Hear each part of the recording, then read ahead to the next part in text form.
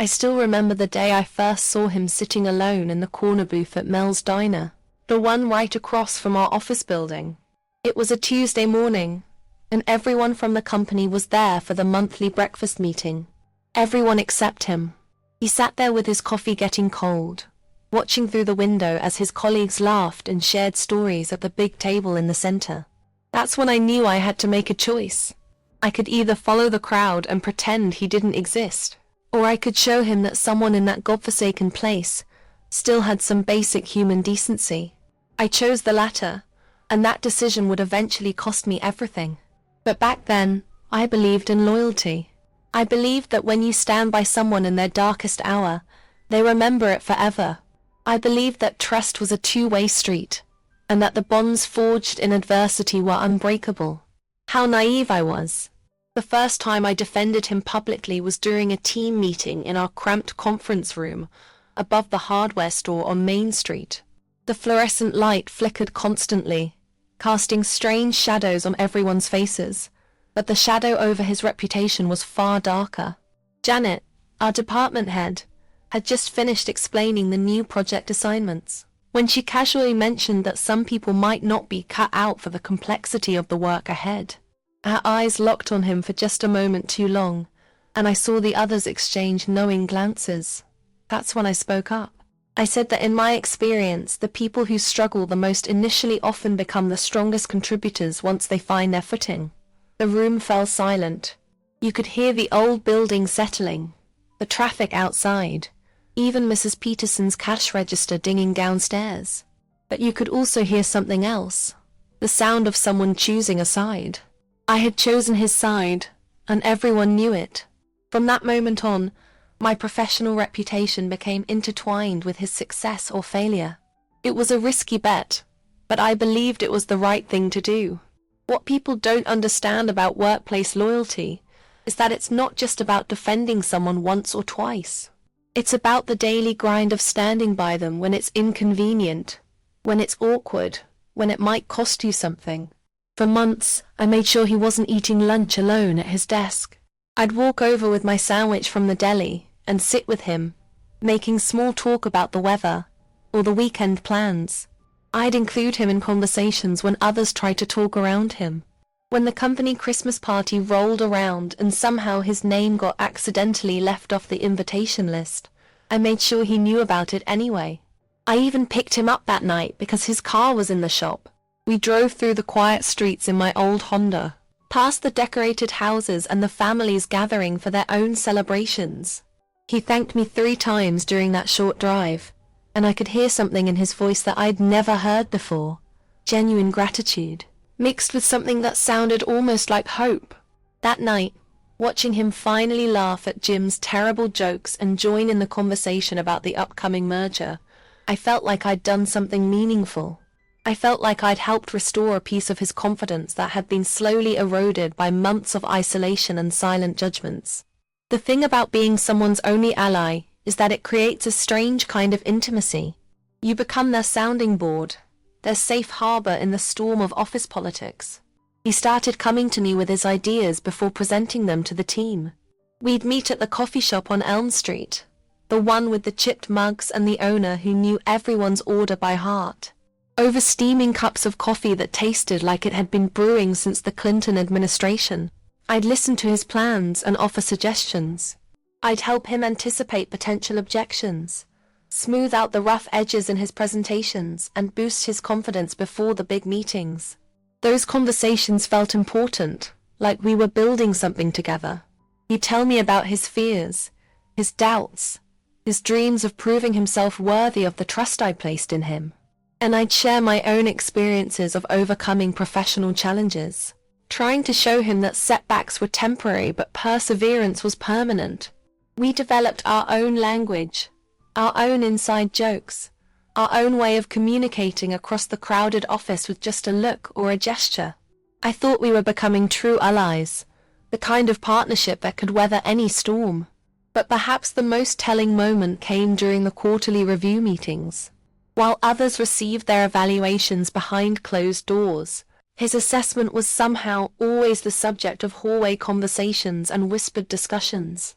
People seemed to take pleasure in speculating about his future with the company, making bets about whether he'd make it through the next round of evaluations.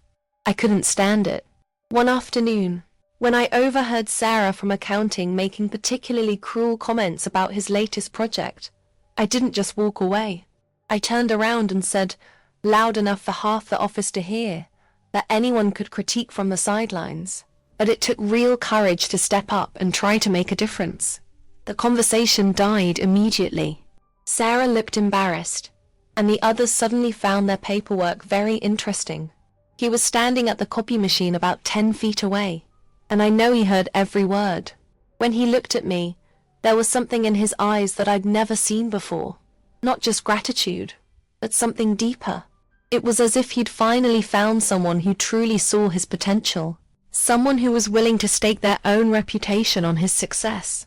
That look made every awkward moment, every difficult conversation, every time I'd chosen to stand with him instead of blending in with the crowd, feel worthwhile.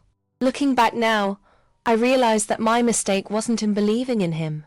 My mistake was in believing that loyalty was naturally reciprocal, that trust was automatically mutual, that standing by someone in their time of need created an unbreakable bond. I thought I was investing in a friendship, in a partnership, in something that would last beyond the confines of our little office above the hardware store. I thought I was showing him what it meant to have someone in your corner, and that he would remember that feeling and maybe, someday, return the favor. I thought I was teaching him about loyalty by example, demonstrating that integrity and character mattered more than office politics and social hierarchies. But what I was actually doing was creating a debt he never wanted to owe, a reminder of a time when he was weak that he would eventually need to erase.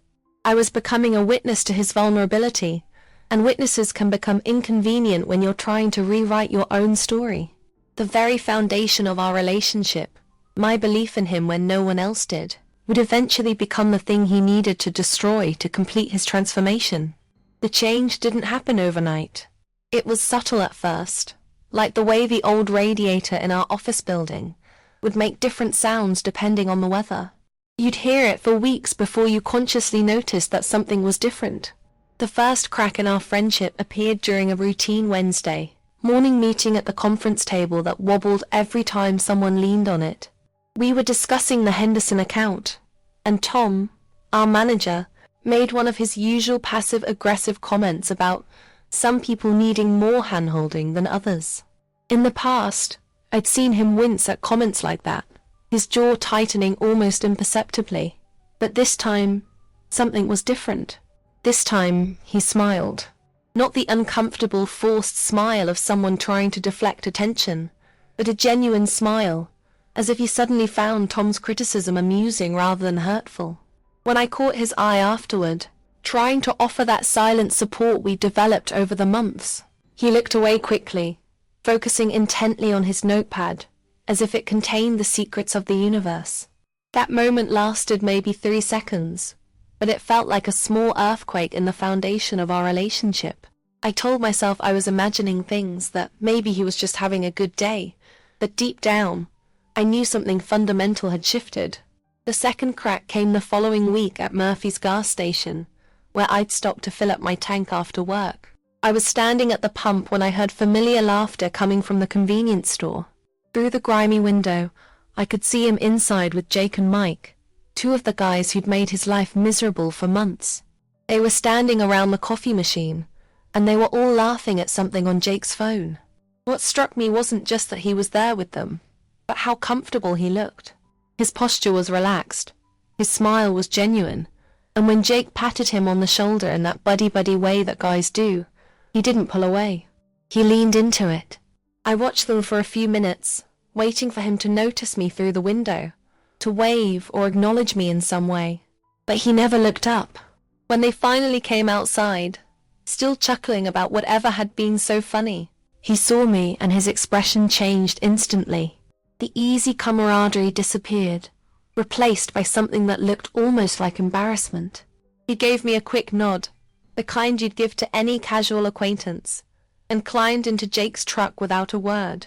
As they drove away, I stood there with the gas pump still in my hand, watching their taillights disappear down Route 9, wondering when I'd become someone he needed to avoid rather than someone he wanted to be around. The third crack was the most painful because it happened in front of everyone. We were at the monthly staff meeting in the community center on Oak Street, sitting in those uncomfortable metal folding chairs that squeaked every time you moved. Lisa, our HR representative, was droning on about new policies when she made a joke about helicopter managers who hover too much over their team members. The room erupted in knowing laughter, and I felt my cheeks burn as several people glanced in my direction. The implication was clear. I was the helicopter, and he was the poor employee who needed to be rescued from my overbearing attention. But instead of defending me, instead of clarifying that my support had been welcome and necessary, he joined in the laughter.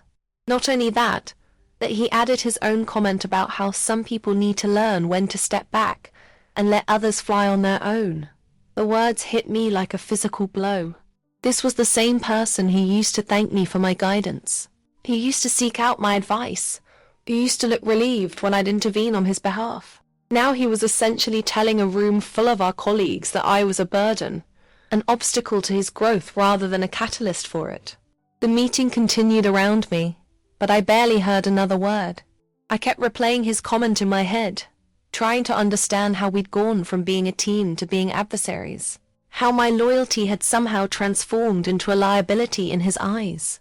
What hurt most about these changes wasn't just the rejection, but the deliberate nature of it. This wasn't someone gradually growing apart from a friend as circumstances changed. This was someone actively choosing to distance himself from me, to align himself with the very people who had once made his life miserable. It was as if he'd decided that the quickest way to gain acceptance with the group was to sacrifice the one person who had never needed him to prove himself worthy of basic human respect. I started to notice other small betrayals, tiny moments that might have seemed insignificant to an outside observer, but felt like paper cuts to someone who had invested so much in the relationship. He stopped asking for my input on projects, started scheduling meetings without including me, and began using phrases like, "I think it's time I handled this independently," whenever I offered help. The most devastating part was that he was right about one thing. He was growing stronger and more confident. But instead of acknowledging that my support had been part of that growth, he seemed determined to rewrite the story as a tale of his own self-reliance, with me cast as the well-meaning but ultimately unnecessary supporting character who had outlived her usefulness. The pattern became clear during our last real conversation, which happened in the parking lot behind the office building on a dreary Thursday evening. I'd been working late, trying to finish up some reports, when I saw him walking to his car. I called out his name, and he turned around with that same uncomfortable expression I've been seeing more and more lately. I asked him directly if everything was okay between us, if I'd done something to upset him, or if there was some misunderstanding I should know about. For a moment, his face softened, and I saw a glimpse of the person I'd spent months defending and supporting. He started to say something, then stopped, looking around the empty parking lot as if he was worried someone might overhear us. Finally, he said that he appreciated everything I'd done for him, but that he needed to establish his own professional identity, and that maybe we'd become too dependent on each other. The words sounded rehearsed, like he'd been practicing them in front of a mirror. When I asked what he meant by too dependent, he couldn't give me a straight answer. He just kept repeating phrases about professional growth and independence, as if our friendship had been some kind of business arrangement that had run its course. We stood there in the growing darkness, the security light casting long shadows between us, and I realized that I was looking at a stranger. The person I believed in, fought for, and stood by had been replaced by someone who saw our history as an embarrassment rather than a foundation. But perhaps the most telling moment came a few days later at the laundromat on Center Street. I was there on a Saturday afternoon, feeding quarters into the ancient washing machine, and trying to lose myself in the rhythmic sounds of spinning drums and sloshing water. That's when I heard his voice coming from the other side of the room. He was there with his girlfriend, and they were talking about work while they waited for their clothes to dry. I couldn't help but overhear when she asked him about the office drama she'd been hearing about. His response made my blood run cold. He told her that there had been some boundary issues with a co-worker who had been overly involved in his professional development, and that he'd had to set some limits to maintain a healthy work environment. He never mentioned my name, but the dismissive tone, the way he characterized months of genuine support as boundary issues, the casual way he reduced our entire relationship to a problem that needed to be managed. It all painted a picture of someone who had not only forgotten my kindness, but had rewritten it as an inconvenience. I finished my laundry in silence, folding my clothes with shaking hands while listening to him laugh with his girlfriend about how much better things were now that he'd learned to stand up for himself. I wanted to walk over and remind him of all the times I'd stood up for him, all the moments when my support had made the difference between his success and failure. But I didn't. I just gathered my things and left, understanding for the first time that sometimes the people you save don't want to remember they ever needed saving. The moment I knew I'd lost him completely happened on a Tuesday afternoon at Rosie's Diner, the little place on 4th Street where the coffee tastes like burnt dreams and the pie is the only thing worth ordering. I'd gone there alone, needing a break from the suffocating atmosphere at the office, when I saw them through the window. He was sitting in the corner booth, not the one where I used to find him eating alone, but the big circular booth where the popular crowd always gathered. Jake, Mike, Tom, and even Lisa from HR were all squeezed in together, their laughter echoing off the checkered linoleum floor. But it wasn't just that he was sitting with them that made my heart sink. It was the way he was sitting, relaxed, confident, leaning back with his arm draped over the back of the booth, like he'd been part of their inner circle for years. When the waitress came over with their order, he was the one who spoke up, making jokes about the menu and getting everyone to laugh at his impression of old Mr. Henderson from accounting. This was the same person who used to sit in silence during team meetings, who would look to me for encouragement before speaking up about anything. Now he was the entertainer, the center of attention, and he was loving every minute of it. I ordered my coffee to go and sat in my car in the parking lot, watching through the window as he held court with the very people who had once made his life miserable. What made it worse was that I could see he was talking about me. Not directly, but I knew the signs. Lisa would glance toward the window where my car was parked. Jake would shake his head with that knowing smirk he always wore when he was being particularly cruel. And Mike would lean in closer as if they were sharing some delicious secret. Every few minutes, one of them would say something that made the whole table erupt in laughter. And each time I watched his face light up with the kind of joy that comes from finally being accepted by the group you've always wanted to join. The worst part was that I could see him getting more animated with each story, his hands gesturing wildly as he painted whatever picture of me he thought would get the biggest laugh. I sat there in my Honda with the engine running, watching him trade my loyalty for their acceptance, and I felt something inside me break. It wasn't just disappointment or even betrayal. It was the terrible understanding that the person I believed in had never actually existed. The grateful, vulnerable man I'd defended had been replaced by someone who saw my kindness as a weakness to be mocked, and my support as a burden to be ridiculed. I drove home that night with my hands shaking on the steering wheel, knowing that I'd just witnessed the death of whatever friendship we'd had. The next morning, I walked into the office determined to pretend that nothing had changed. But the atmosphere was different. There were subtle smiles, knowing looks, and an undercurrent of amusement that seemed to follow me from the reception desk to my cubicle. It was as if everyone had been let in on a joke except me, and that joke was apparently my entire relationship with him. When I passed his desk, he looked up and gave me a cheerful, "Good morning." That was so artificially bright it made my teeth ache. There was something performative about it, as if he was making sure everyone could see how normal and professional he was being toward me. But there was also something else in his eyes, a glimmer of triumph, like he'd just won some game I didn't even know we were playing. Throughout the day, I noticed how differently people treated me. Conversations would stop when I approached, resume when I left. People who used to ask for my input on projects suddenly seemed to have all the answers they needed. Even the way people said, Hello felt different, polite but distant, like they were talking to someone who had been quietly demoted without anyone bothering to tell her.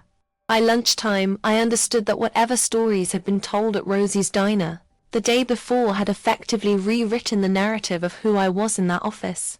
I was no longer the loyal colleague who had stood by someone in their time of need. I was now the overbearing woman who had tried to control someone's career, the helicopter manager who couldn't let go, the sad figure who had confused professional courtesy with personal friendship. The crushing realization came during the staff meeting that Thursday. We were gathered in the conference room, discussing the quarterly reports, when Tom made a comment about learning to recognize when help becomes hindrance. The room fell silent for a moment, and I felt every eye in the room flick toward me before quickly looking away. But he didn't look away. He nodded thoughtfully, as if Tom had just shared some profound wisdom, and then he spoke up. "You know," he said, his voice carrying clearly across the room, "I've learned that sometimes the people who think they're helping you are actually holding you back from reaching your full potential."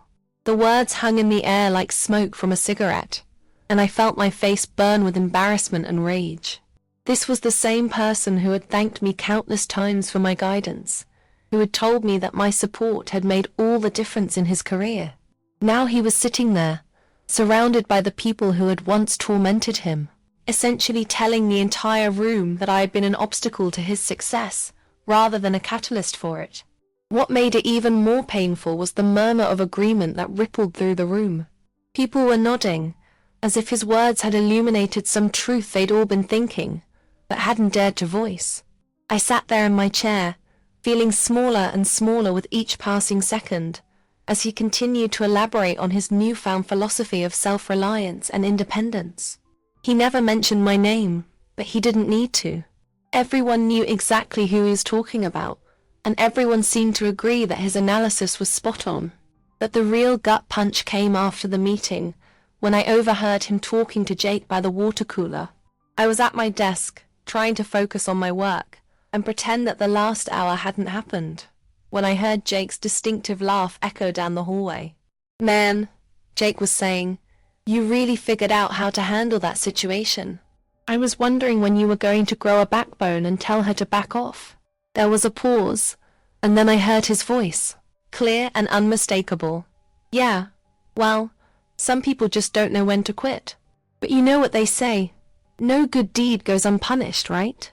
The casual cruelty of it took my breath away. He was talking about my months of support, my willingness to stand up for him when no one else would, my genuine belief in his potential, as if it had all been some kind of burden he'd had to endure. The laughter that followed was even worse, not just Jake's harsh cackle, but his own amused chuckle, as if the whole thing was just a funny story about a misguided coworker who had finally been put in her place. I sat at my desk, staring at my computer screen, through eyes that were starting to blur with tears, and I realized that I hadn't just lost a friend. I had been transformed into the villain in his story, the person he'd had to overcome in order to achieve his success. My loyalty had become his burden, my support had become his obstacle, and my friendship had become his embarrassment. The final confirmation came that weekend at the grocery store on Maple Avenue. I was in the cereal aisle, trying to decide between generic cornflakes and the name brand, when I heard familiar voices from the next aisle over. It was him and his girlfriend, doing their weekly shopping like any normal couple. I couldn't help but listen when she asked him about work, about how things were going with his new confidence and independence. "Oh, so much better," he said, his voice carrying clearly over the shelves of breakfast foods. "I finally learned to set boundaries with people who were, too invested in my success. Some people just can't help themselves. They want to be needed so badly that they'll create problems just so they can solve them." His girlfriend made a sympathetic noise and he continued, "The worst part is, they convince themselves they're helping, but really they're just feeding their own ego. It's like they need you to stay weak so they can feel strong." I stood there frozen, holding a box of cornflakes in one hand and my dignity in the other, listening to him describe my genuine care and concern as some kind of psychological manipulation. When they moved on to the next aisle, still talking about boundaries and toxic relationships, and the importance of surrounding yourself with people who want to see you succeed. I abandoned my car and walked out of the store. I sat in my car in the parking lot, watching people come and go with their groceries and their normal lives. And I understood that the person I believed in had not only forgotten my kindness, but had actively rewritten it as cruelty. He hadn't just moved on from our friendship. He had transformed it into the origin story of his independence. With me cast as the villain he'd had to overcome to become the hero of his own narrative. The promotion announcement came on a Wednesday morning in March, delivered through an email that landed in my inbox at exactly 9:47 a.m. I remember the timestamp because I read it 17 times, trying to understand how something I'd helped build had become something that excluded me entirely. The subject line was simple: internal promotion, regional development team. When I opened it, there was his name in bold letters, followed by a paragraph about his exceptional growth and independent leadership skills, and his ability to navigate complex professional relationships. The irony was so thick you could spread it on toast. This was the same person who had needed my help to write his first quarterly report, who had practiced his presentations in front of me until he could deliver them without his voice shaking, who had asked me to review every important email before he sent it. Now he was being celebrated for his independence, and there wasn't a single mention of the person who had helped him develop the very skills that had earned him this recognition. I sat at my desk, staring at the screen, feeling like I was reading my own obituary. Everything I had contributed to his success had been erased from the official record, replaced by a narrative of self-made achievement that painted him as a natural leader who had simply needed time to find his footing. What made it worse was that I had been part of the process. 2 weeks earlier, our department head Janet had called me into her office, the one that smelled like coffee and disappointment, and asked me to provide a written evaluation of his performance over the past year.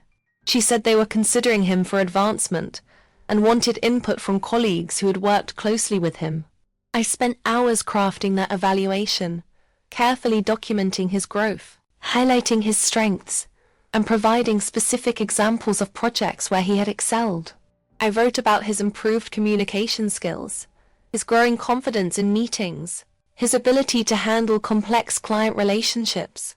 I was thorough, honest, and supportive, believing that my words would help secure a well-deserved opportunity for someone I still considered a friend, despite everything that had happened between us.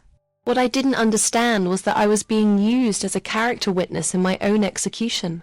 My positive evaluation wasn't just supporting his promotion, it was providing the ammunition that would be used to justify my eventual removal from the team.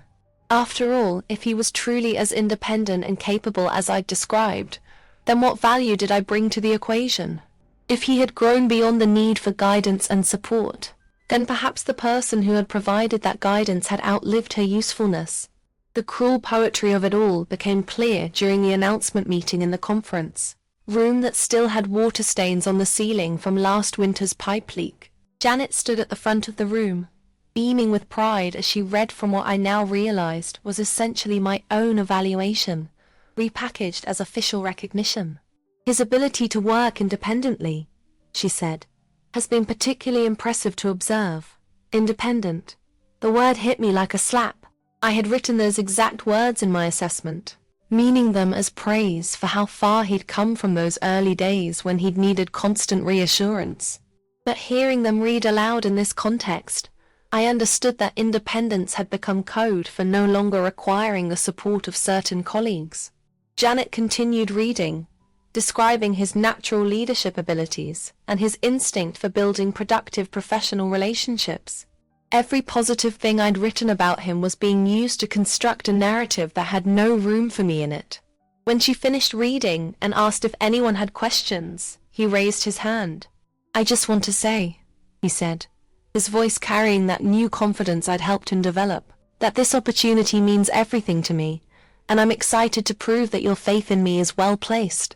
The room erupted in applause, and I found myself clapping along, my hands moving automatically while my brain tried to process the fact that I had just participated in celebrating my own erasure from his story. But the real masterpiece of manipulation came during his acceptance speech at the team lunch that Friday.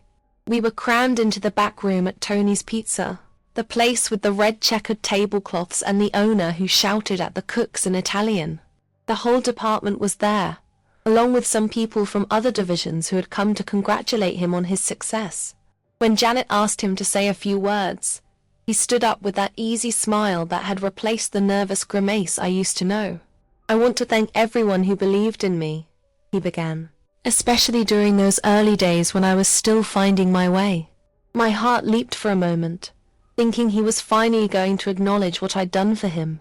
But then he continued, "I know I made some mistakes, and I know there were times when people had to step in and help me out. But what I've learned is that real growth comes from learning to stand on your own 2 feet.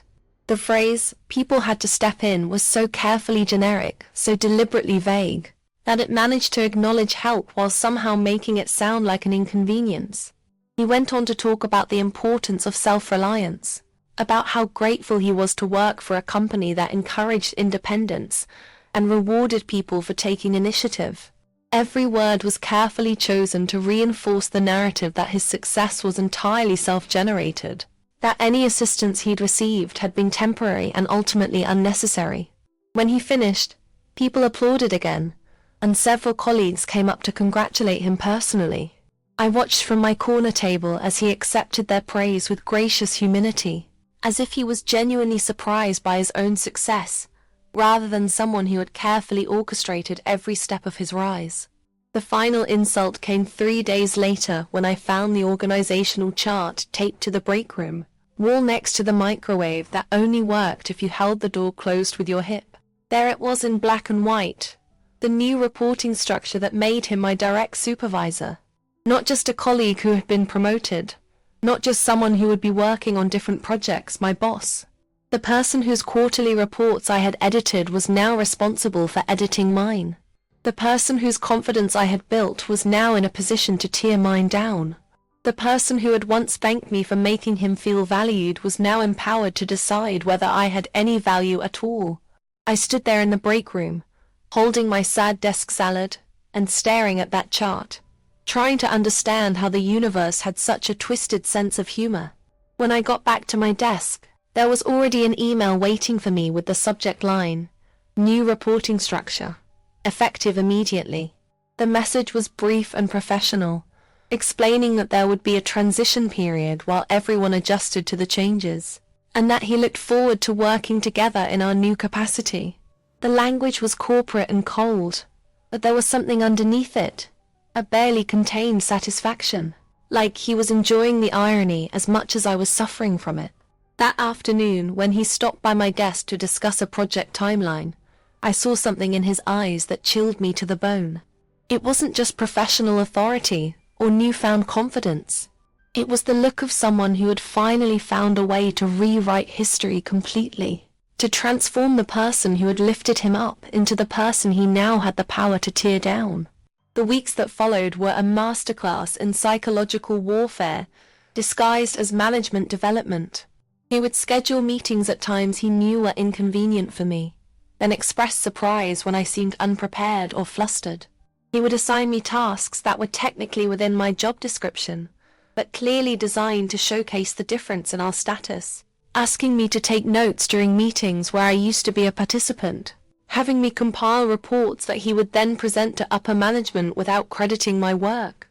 The cruelest touch was how he would occasionally reference the old days in front of other colleagues, speaking about our past collaboration with a kind of patronizing fondness, as if he was talking about a mentor who had helped him when he was young and naive, but who he had now outgrown. "I remember when I used to ask for so much feedback," he said during one team meeting, chuckling as if his former insecurity was amusing rather than human. "It's funny how your perspective changes when you gain some experience and confidence." The message was clear. Our relationship had been that of a teacher and student, and now the student had surpassed the teacher. What he carefully omitted was any acknowledgement that the teacher had actually taught him anything worth learning, or that the confidence he now possessed had been built on a foundation of support and encouragement that I had provided during his darkest professional moments. He had taken everything I had given him, the skills, the confidence, the belief in his own potential, and used it to construct a platform from which he could now look down on me with pity and condescension. But perhaps the most devastating realization came during a conversation I overheard in the parking lot behind our building. I was working late again, trying to catch up on the reports that somehow never seemed to meet his increasingly specific standards, when I heard voices outside my window. It was him and Tom, discussing some upcoming changes to the department structure. "I think we need to be more strategic about our team composition," he was saying, his voice carrying clearly through the thin glass. "Some people are just more suited to supporting roles, you know? They're good at the detail work, but they don't have the vision for bigger picture stuff." Tom made some agreeable noise and he continued, "It's not their fault, really. Some people just have natural limitations. But recognizing those limitations is part of being a good manager." They were talking about me. I knew it with the same certainty that you know when someone is staring at you from across a room.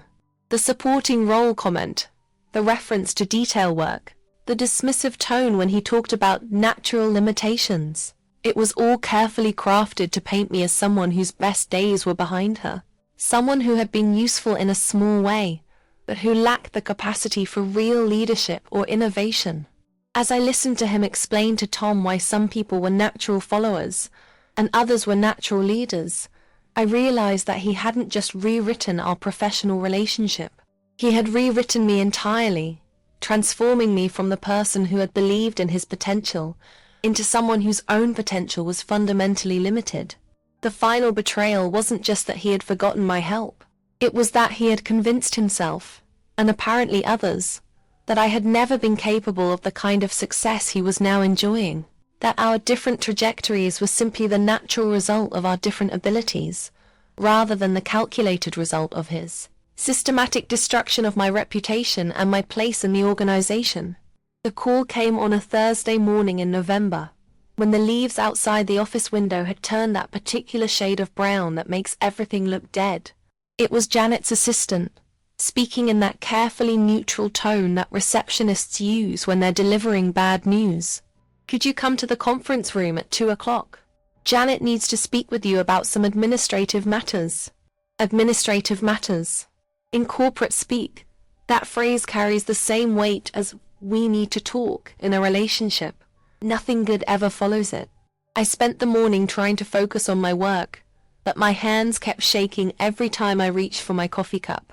The coffee tasted like chalk anyway, probably because the machine in the break room hadn't been cleaned since the Clinton administration, but also because everything tastes different when you're waiting for your professional execution. At exactly 1:58, I walked down the hallway that suddenly seemed longer than usual, past the motivational posters about teamwork and excellence that now felt like cruel jokes. The conference room door was closed, and through the frosted glass, I could see the silhouettes of people who would decide my fate, without really knowing who I was or what I'd contributed to that place. When I knocked and heard Janet's voice say, "Come in," I knew I was walking into the final scene of a play that had been written without my input. The room felt different than it had during our regular meetings. The chairs were arranged differently, with one facing the others like an interrogation setup. Janet was there, of course, along with someone from HR whose name I never bothered to learn, and a third person I didn't recognize who was probably from legal or corporate, or whatever department handles the messy business of discarding people. There was a folder on the table with my name on it, and seeing my own name written in that official context made everything feel surreal, like I was watching someone else's life fall apart.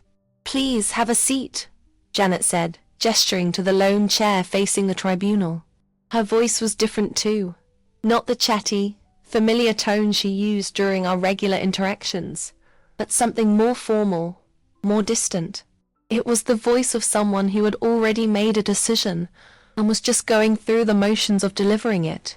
The HR person shuffled through some papers and began speaking in that measured, rehearsed way that people use when they're trying to make something terrible sound reasonable. "We've been conducting a comprehensive review of our departmental structure," she said, and we've identified some areas where we need to realign our resources to better serve our strategic objectives. Strategic objectives. Resource realignment. The euphemisms were flying thick and fast, but underneath all the corporate jargon was a simple truth. They were firing me, and they wanted to make it sound like it was somehow for the greater good. What made the whole thing even more surreal was how impersonal it felt. These people were sitting across from me, talking about my future as if I wasn't even in the room, using phrases like redundancy in skill sets and optimization of human capital to describe the end of my career with the company. The legal person, I think her name was Rebecca or Rachel, or something equally forgettable, explained that this was part of a broader restructuring initiative designed to eliminate overlapping responsibilities and streamline operational efficiency. When I asked what specifically that meant for me, Janet finally looked me in the eye for the first time since I'd entered the room. "Your position is being eliminated," she said, and there was something almost apologetic in her voice, as if she was sorry that corporate policy required her to destroy my livelihood. But what could you do, right? The HR person jumped in quickly to explain that this wasn't a reflection of my performance, that it was simply a business decision based on changing organizational needs. But I wasn't listening anymore. I was thinking about the person who wasn't in that room, the person whose promotion had created the redundancy they were talking about, the person who had once thanked me for helping him navigate these same corporate waters that were now drowning me. The irony was so perfect it almost made me laugh. Almost. The details of my termination were delivered with the kind of bureaucratic efficiency that makes you understand why people fantasize about burning down office buildings. I would have 2 weeks to transition my responsibilities, during which time I would be expected to document my own projects and brief my colleagues on anything they might need to know. The severance package was competitive, they assured me, which apparently meant it was just generous enough to prevent me from suing them, but not generous enough to make up for the fact that they were destroying my career without warning. They handed me a stack of papers to sign, non-disclosure agreements, non-compete clauses, and various other legal documents designed to ensure that I would disappear quietly and never speak ill of the company that was discarding me like an old computer that had outlived its usefulness.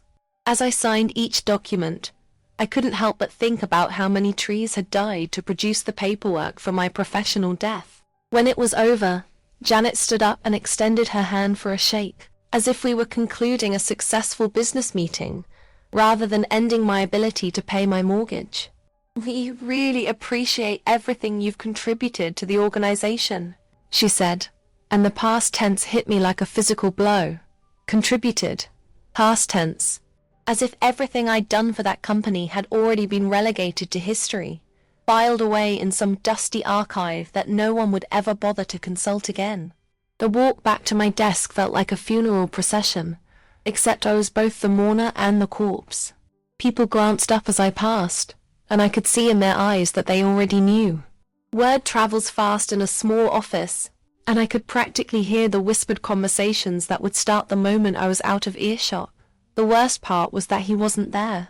His desk was empty, his computer dark, and according to the calendar on his monitor, he was in meetings all afternoon. It was almost as if he'd planned it that way, making sure he wouldn't have to face me on the day his rise to power was completed by my fall from grace. I sat at my desk, staring at the family photos and the coffee-stained mousepad, and the little cactus plant that had somehow survived 3 years in the fluorescent wasteland of corporate America, and I tried to figure out how to pack up a decade of my life into a cardboard box. My hands were shaking as I pulled personal items from my drawers, and I kept expecting him to appear around the corner, to offer some word of comfort or apology, or even just acknowledgement that this whole situation was as messed up as it seemed. But he never came.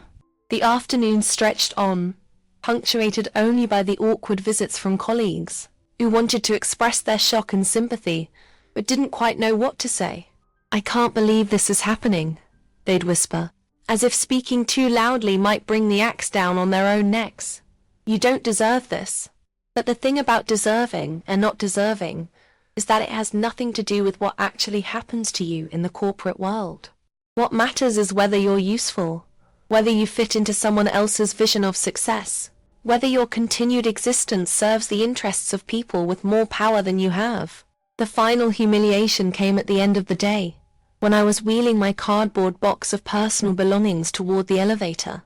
That's when I saw him, finally emerging from whatever meeting had kept him conveniently absent during my execution. He was walking with Tom and a couple of other managers, laughing about something on his phone, looking every inch the successful executive he'd become. When he saw me standing there with my box, his expression changed instantly.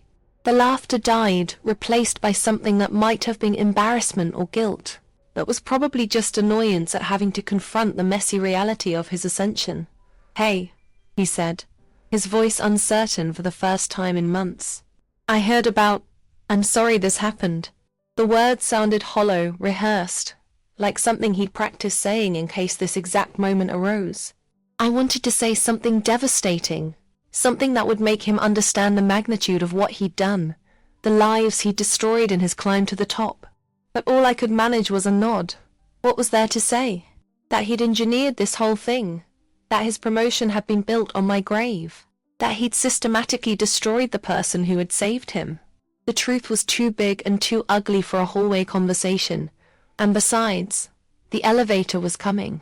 As the doors opened and I stepped inside with my cardboard box and my shattered dignity, I caught one last glimpse of his face.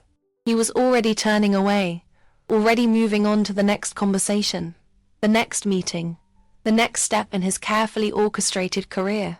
The doors closed between us, and I realized that I was looking at someone I'd never really known at all. The person I believed in, defended, and supported had been a mirage, a convenient fiction that had served its purpose, and was now being discarded along with everything else that had outlived its usefulness in his relentlessly upward trajectory. The elevator descended in silence, carrying me away from the life I'd built, and the person I'd been in that place. When the doors opened in the lobby, I stepped out into a world that felt completely different than it had that morning. The security guard nodded sympathetically as I walked past. He'd probably seen this scene played out dozens of times. Loyal employees with their cardboard boxes and their shocked expressions. Casualties of the corporate machine that chewed people up and spat them out with breathtaking efficiency. I pushed through the glass doors into the November cold, and the chill hit me like a slap, reminding me that I was now officially outside, looking back at a building where I no longer belonged. My car sat in the parking lot where I'd left it that morning, back when I still had a job and a purpose, and a reason to get up at 7 a.m. every day. As I loaded my box into the trunk, I could see people moving around inside the office, their lives continuing as if nothing had happened, as if I'd never been there at all. Tomorrow, someone else would sit at my desk, use my computer, take over my projects. In a week, people would struggle to remember my name. In a month, it would be as if I'd never existed. That's the thing about corporate loyalty. It's always a one-way street, and the direction it flows depends entirely on who has the power to determine which way is up. The first few weeks after losing my job felt like living in a parallel universe, where all the familiar rhythms of life had been replaced by an endless and an endless, echoing silence. I'd wake up at 6:30 out of habit, shower and dress as if I had somewhere important to be, then sit at my kitchen table with a cup of coffee that grew cold, while I stared out the window at a world that was moving on without me. The house felt different during the day, bigger somehow, but also smaller, like a space that had been designed for someone with a purpose, and was now trying to accommodate someone who had been rendered purposeless. I'd find myself checking my phone for work emails that would never come, reaching for my car keys before remembering that I had nowhere to go, organizing and reorganizing my home office as if getting the desk drawers perfectly aligned would somehow restore order to a life that had been turned upside down. The hardest part wasn't the financial stress, though that was real enough. The hardest part was the way time moved differently when you don't have deadlines or meetings or any external structure to give shape to your days. Minutes stretched like taffy. Hours disappeared without leaving any trace of what you'd accomplished. and the space between morning and evening became a vast, shapeless void that you had to fill with activities that felt increasingly meaningless. By the third week, I started venturing out just to have some human contact, even if it was just the cashier at the grocery store or the barista at the coffee shop on Main Street. That's where I ran into Angela, who used to work in our accounting department before she got laid off in the last round of restructuring. We sat in the corner booth, the same one where I used to see him eating alone all those months ago, and she filled me in on the office gossip I was no longer privy to. "You know he's already hired 2 new people for what used to be your department," she said, stirring artificial sweetener into her coffee with the mechanical precision of someone who had learned to find small pleasures in small rituals. "Young kids, fresh out of college, probably making half what you did." The information hit me like a physical blow. It wasn't just that they'd replaced me, it was that they'd replaced me with multiple people. As if my years of experience and institutional knowledge could be easily divided among eager, young workers who would be grateful for the opportunity, and too inexperienced to question the narratives they were fed about efficiency and modernization. Angela continued talking, but I was barely listening. I was thinking about those 2 new hires, probably sitting at desks near where mine used to be, probably being told stories about the previous employee who had been resistant to change or set in her ways, or whatever euphemism was being used to explain my absence without acknowledging what I'd actually contributed to that place. The real gut punch came a few days later when I was scrolling through LinkedIn, that digital wasteland where everyone pretends their careers are an endless series of exciting opportunities and strategic moves. There he was, beaming from my computer screen in a professional headshot that had probably cost more than my monthly grocery budget. His title had been updated again. He was now Senior Regional Development Manager, a promotion that apparently came with enough clout to warrant a lengthy post about leading transformational change in dynamic organizations. The post was full of corporate buzzwords about innovation and collaboration, but what made my stomach turn was the paragraph about building high-performing teams by identifying and developing untapped potential in emerging talent.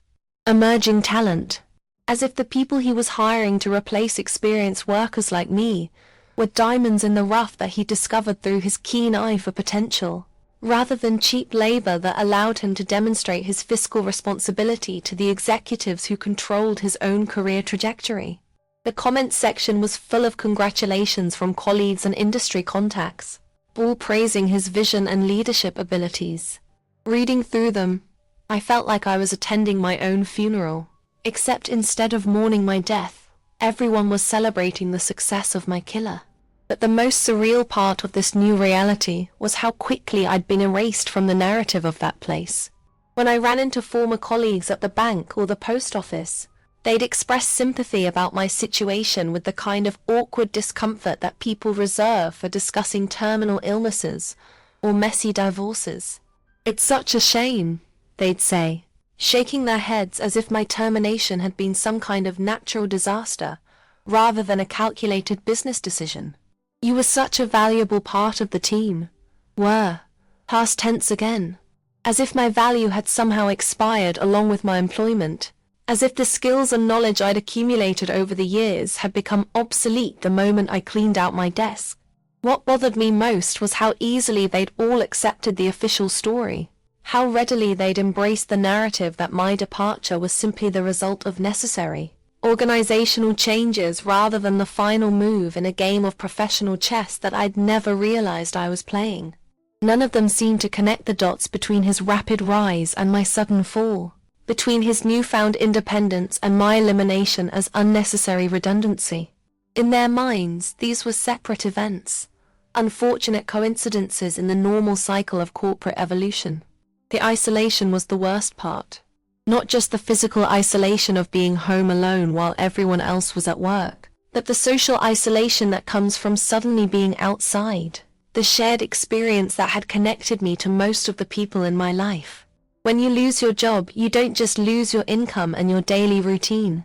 You lose your identity, your sense of purpose, your place in the social hierarchy that gives meaning to most adult relationships.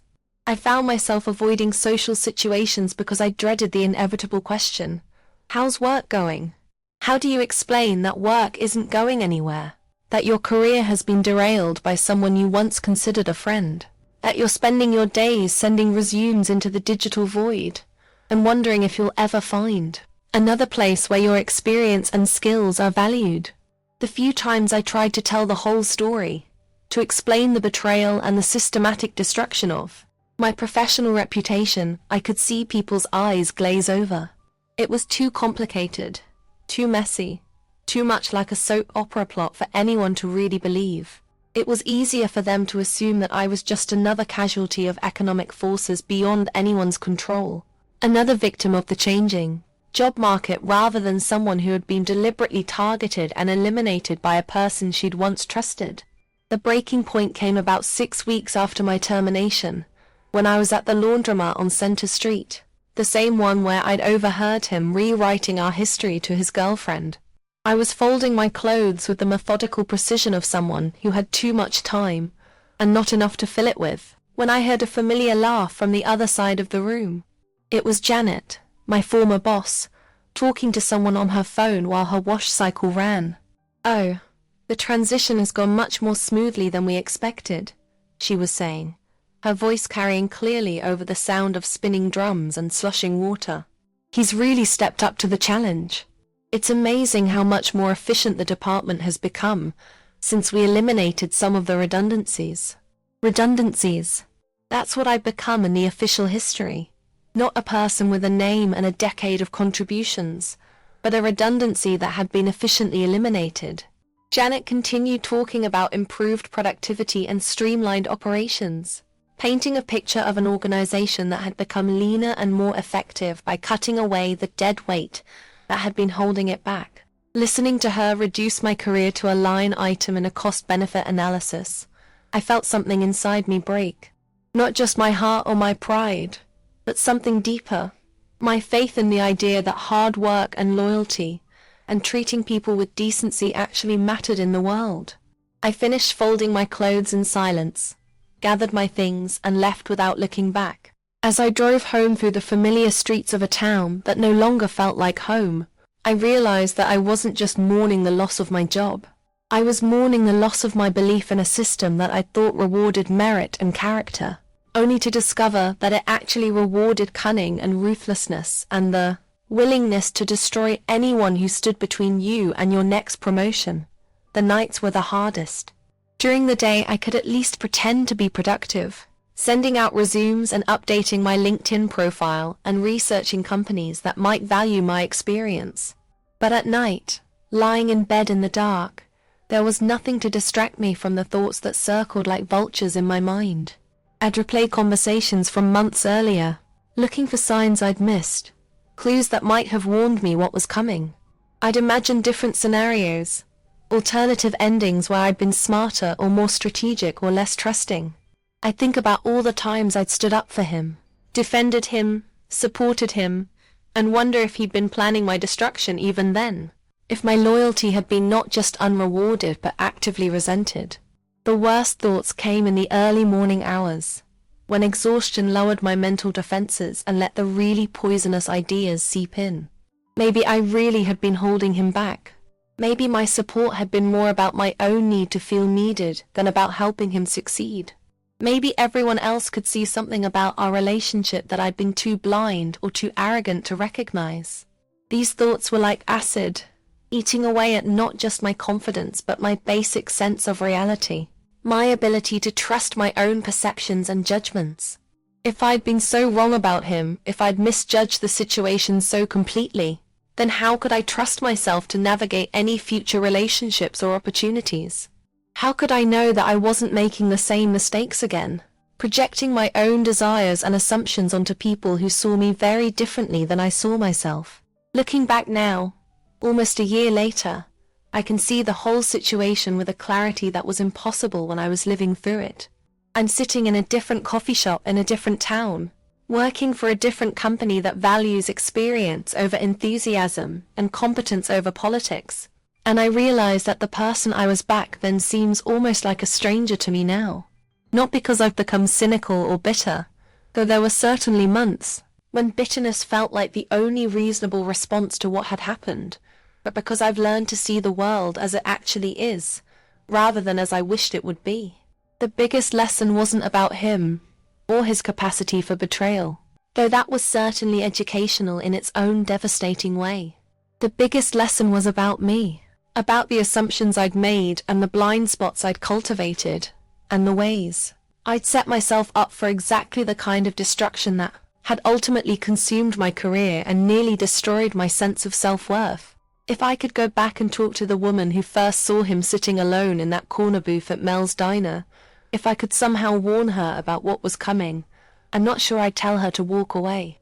But I would definitely tell her to keep her eyes open, to trust her instincts when things started feeling wrong, and to remember that loyalty should always be a two-way street. The first thing I would do differently is pay attention to how someone treats other people, not just how they treat me.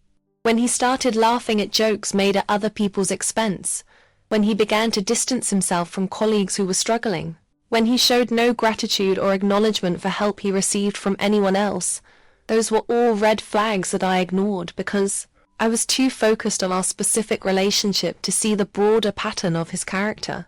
I told myself that his coldness toward others was just social awkwardness, that his willingness to join in when people mocked his former allies was just his way of trying to fit in with the group.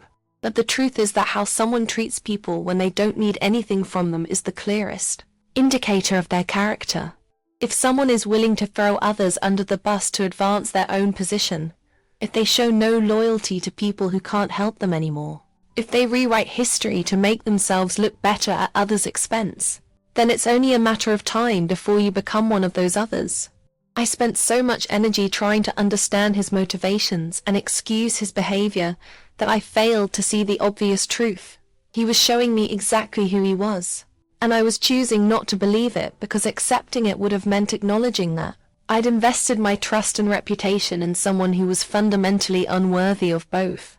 The second thing I would do differently is maintain my own professional relationships and reputation independent of anyone else's success or failure.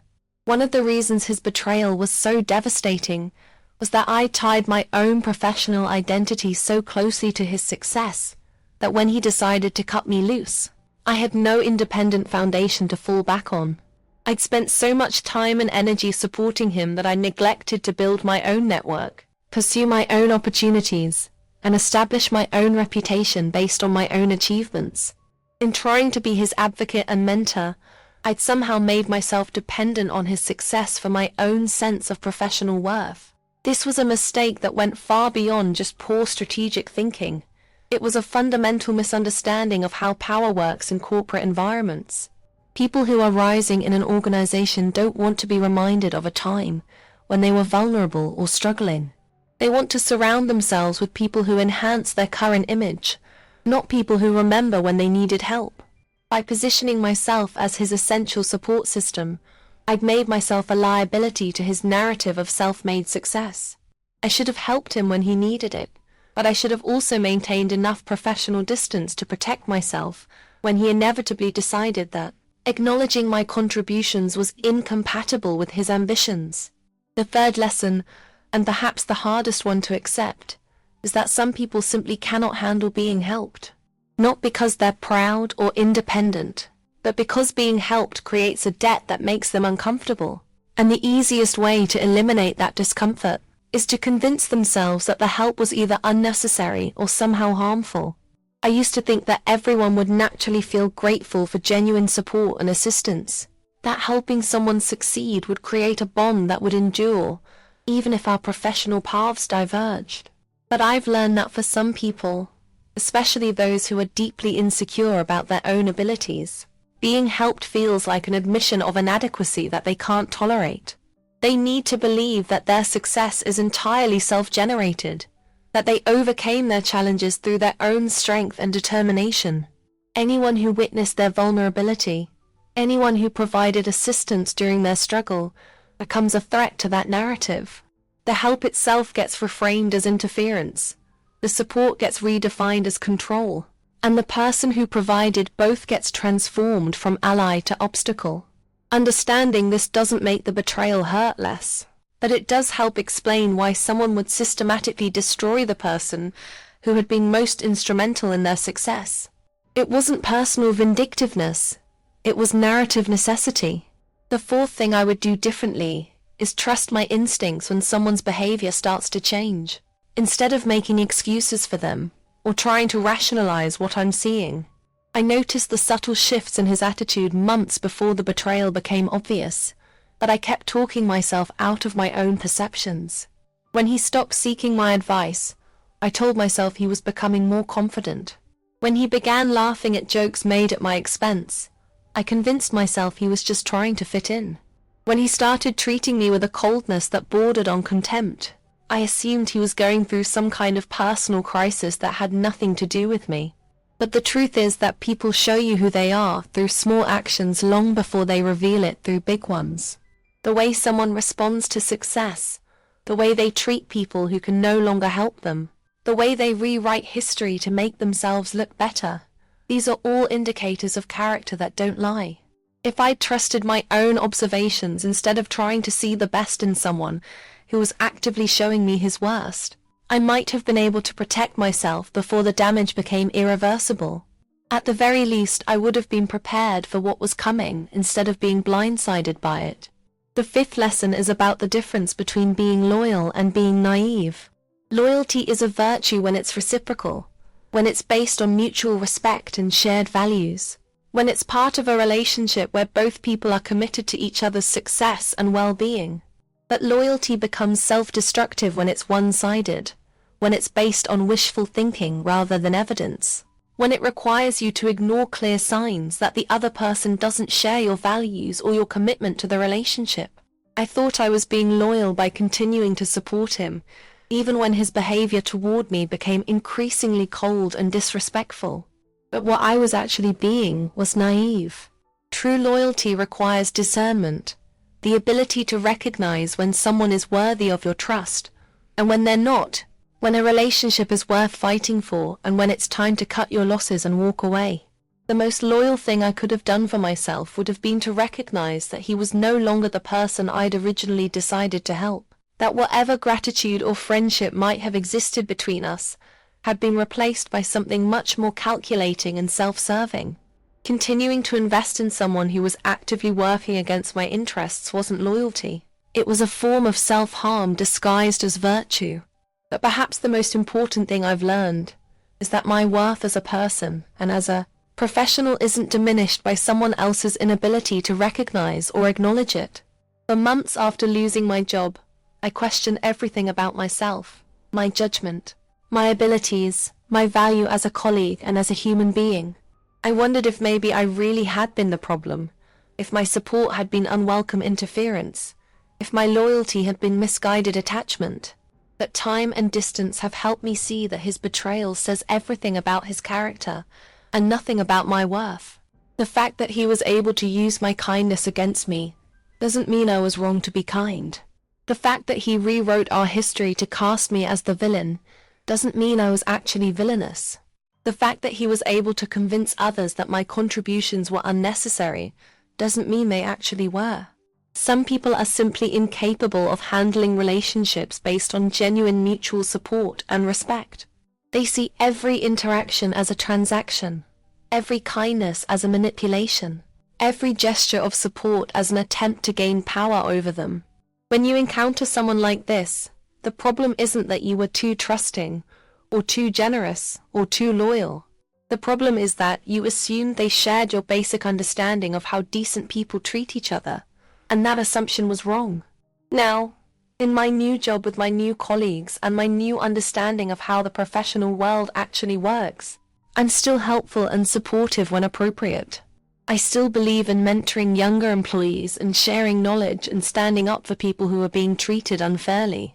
But I do it all with much clearer boundaries, much sharper instincts, and much less willingness to sacrifice my own interests for someone else's success. I've learned to distinguish between people who are genuinely grateful for assistance and people who resent needing it, between those who see support as the foundation for a mutually beneficial relationship and those who see it as a debt they'll eventually need to repudiate. Most importantly, I've learned that the greatest service you can do for yourself is to pay attention when someone shows you who they really are, and to believe them the first time instead of waiting for them to prove it in ways that can destroy your career, your reputation, and your faith in the basic decency of human nature. The person I was before all this happened was good and kind and worthy of respect. The person I am now is all of those things plus wiser, stronger, and infinitely less likely to mistake someone's desperation for gratitude or their temporary vulnerability for permanent character. And maybe that's the real victory, not that I survived his betrayal, but that I emerged from it as someone who can still be trusted with loyalty, because I finally learned how to be loyal to myself.